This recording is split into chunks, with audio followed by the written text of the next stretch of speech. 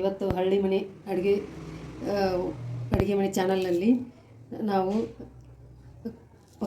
ಕಡಲೆಬೇಳೆ ಪಕೋಡ ಮಾಡೋದು ಹೇಗಂತ ತೋರಿಸ್ತೀವಿ.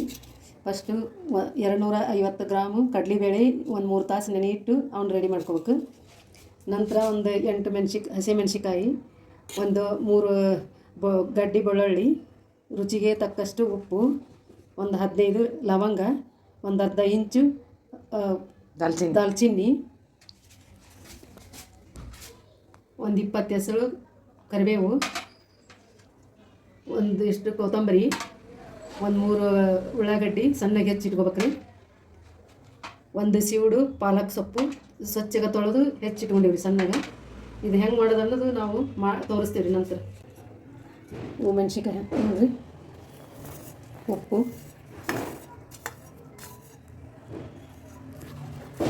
ಬೆಳ್ಳುಳ್ಳಿ, ದಾಲ್ಚಿನ್ನಿ, ಲವಂಗ,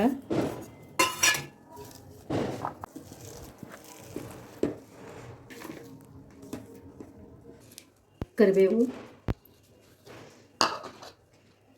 ಕೊತ್ತಂಬರಿ ಸೊಪ್ಪು, ಈರುಳ್ಳಿ,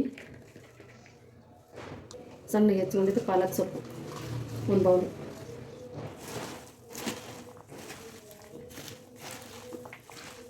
ಮಿಕ್ಸ್ ಮಾಡ್ಕೋಬೇಕು ನೋಡ್ರಿ. ಇದನ್ನ ಇಷ್ಟು ಎಲ್ಲ ತರಕಾರಿನ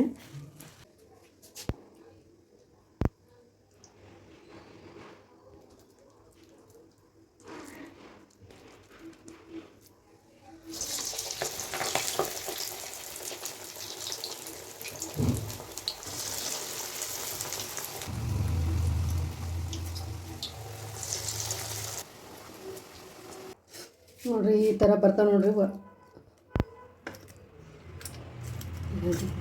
ವಡೆ. ಈ ಥರ ಬರ್ತಾವೆ ನೋಡ್ರಿ. ನೀವು ಮನೆಯಲ್ಲಿ ಮಾಡಿರಿ. ಮತ್ತು ಹೆಂಗೆ ಬಂದಾವ ಅನ್ನೋದು ನಮ್ಮ ಕಡ್ಲಿಬೇಳೆ ವಡೆ ಬಂದವು, ಮಸ್ತಾಗ್ಯಾವ್ರಿ, ರುಚಿಯಾಗ್ಯಾವ್ರಿ. ನೀವು ಮನೆಯೊಳಗೆ ಮಾಡಿರಿ. ಮತ್ತು ನಮ್ಮ ಹಳ್ಳಿ ಮನೆ ಚಾನಲ್ಗೆ ಸಬ್ಸ್ಕ್ರೈಬ್ ಆಗಿರಿ, ಲೈಕ್ ಕೊಡಿರಿ, ಶೇರ್ ಮಾಡಿರಿ, ಕಮೆಂಟ್ ಮಾಡಿರಿ ಹೆಂಗೆ ಬಂದಾವ ಅನ್ನೋದು.